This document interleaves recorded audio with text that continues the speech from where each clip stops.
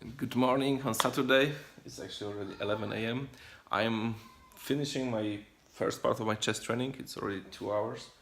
And I thought I could share something with you about chess, which I know not everyone is interested in, but there are some interesting metaphors to business and programming too.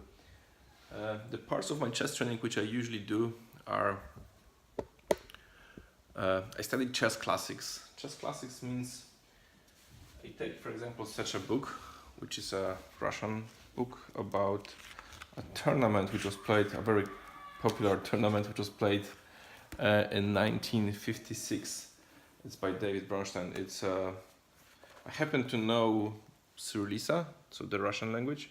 Most of the old school stuff, which is very useful in chess, is in Russian. So today I studied, for example, a fantastic game between Reshevsky and Petrosyan. And Petrosyan had a wonderful plan how to get out of our worst position, which is something I would never find. Then I took Garry Kasparov. Garry Kasparov has published a series of books. It's a long series starting from his career at the beginning. And Garry Kasparov games are heavily calculation based. So while the previous classics are usually about understanding the strategy, understanding long-term plans, and seeing interesting patterns, Garry Kasparov is much more into details, and he can show in every position that there is more than that. So after doing one game from the classics and one game from Kasparov, I then went and analyzed one of my games from my previous tournament, which wasn't really successful. And analyzing your own games is probably crucial in chess player training. So I have a position in here which I'm trying to understand first where was the mistake, and second why I made this mistake, what's the root problem here, how can I not repeat the mistake, not the obvious one like in the same position, but in this structure of position, what led me into thinking that this would be a good move. So for example, here I noticed that I was a bit passive in the opening. I didn't really, usually I try to be more aggressive, but here for some reason I was surprised by my opponent's choice of plan, and that led to a passive game. So I'm still there. Next part will be some calculations. Usually calculations as in trying to find a solution for a problem for a long time. This is usually best at the beginning of a training, but given I had a long break, and I try to warm up with something else.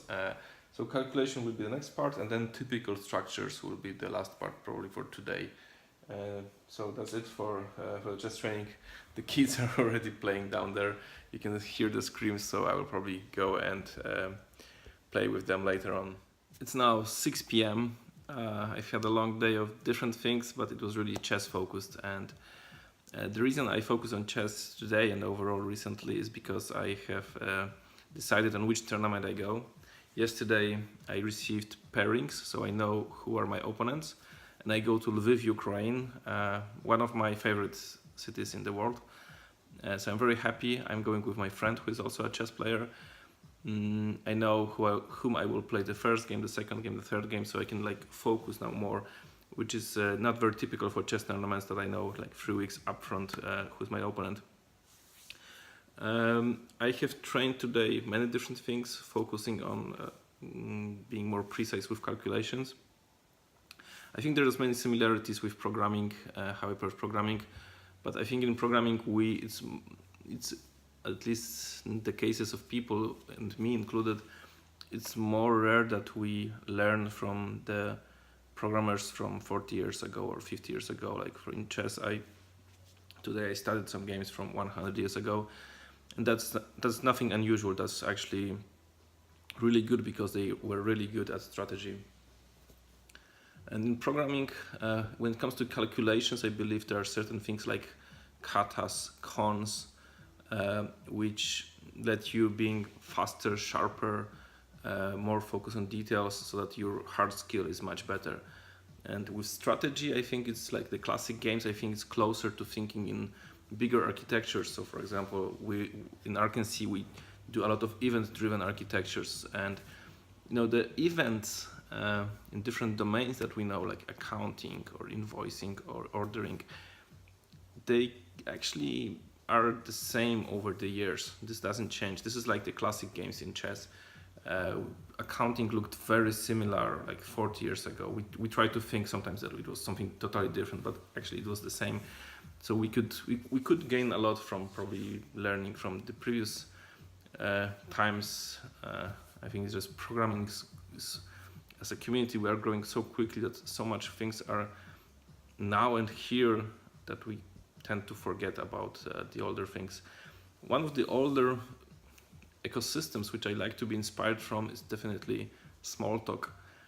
And even in Smalltalk, I think certain things were ahead of the time. Even now, like the whole idea that we don't store the code in the files, but within the IDE, that we manipulate on living objects.